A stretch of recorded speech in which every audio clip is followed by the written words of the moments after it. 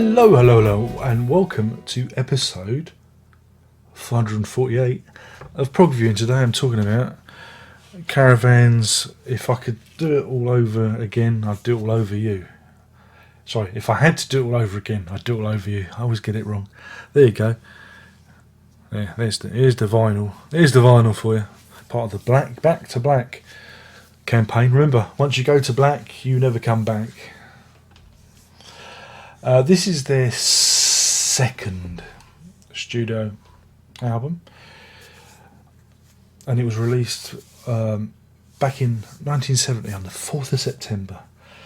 We mentioned them last night on the live stream, and I thought, you know what, really need to do another Caravan review. I haven't done one in a while, so this is it. So, like I say, it's their second album, and it represents a transitory period from the first album, which is a bit, I say the one foot firmly in the 60s, if you know what I mean. It's a bit of an odd one, not one I'm particularly fond of because it's incredibly dated, but this one sees the band moving towards where they're going, if you know what I mean, towards in the land of grey and pink and beyond. So, like I say, it's a more of a transitory period, and you hear them stretching out with their compositions. And again, you see them doing more instrumental pieces, more jazzy stuff. We even have some saxophone. From Richard Sinclair's brother, excuse me, and it's like I say, we see the band moving forward, and again the tracks even get longer. And I Wish I Was Stoned, Don't Worry, is 8 minutes 20, so we're getting longer songs. More little bits of songs can be fused together like With an Ear to the Ground. That's an extended piece. There's also short pieces like As for Terry 25, which is only 1 minute 21, and Limits, which is very short. But the B-side, which is, I think it's called For Richard, though on here it's called Can't Be Long Now, Francois for Richard Warlock. See, they're a strange band. Their naming conventions leave a lot to be desired. But again, it's another extended jazz-infused workout. And this really is, excuse me, the heart of the Canterbury scene. Oh yeah, because for this is indeed they are a Canterbury band, aren't they? And again, you hear echoes of Soft Machine and what Robert Wyatt was doing there, and and what's to come.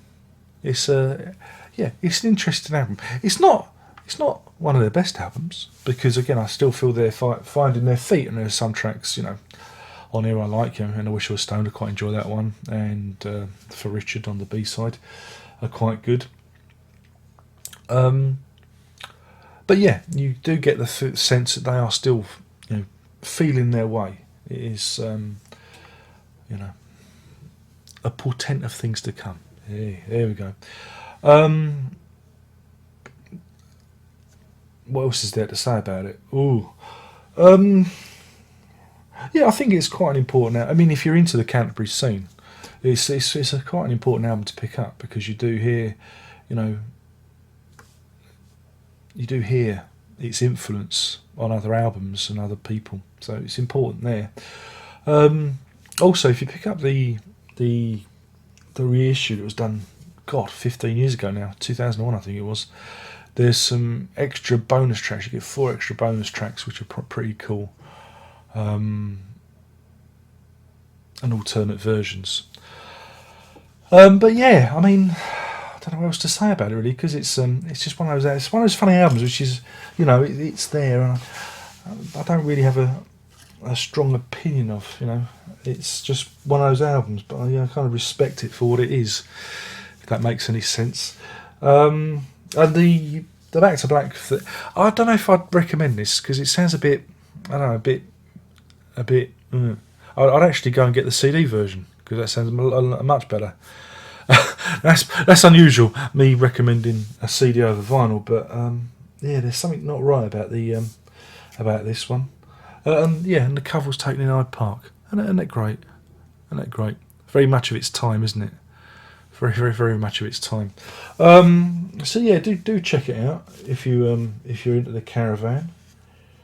In terms of a rating, I'm going to give this one. This is a tricky one because again, bits of it I like and bits of it I'm kind of because it does sound a little bit of like there's a problem with Caravan is they do noodle a lot. There's a lot of noodling going on, and so I'm going to give this. 2.5 Warlocks out of 5. That's 2.5 Warlocks out of 5. It's again. I think you need to hear it for the history. As a historical piece, I think you need to hear it. But it's an album I'm kind of ambivalent to.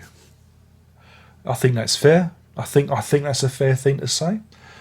So yeah, I think that's fair. So anyway, my name's been Darren Locke, and I've been talking about Caravan's second album. I'm going to look at the title again so I get it right. If I had to do it all over again, I'd do it all over you. And again, it is a good example of the Canterbury scene where rock and jazz and experimental music is coming together. And again, it's very different.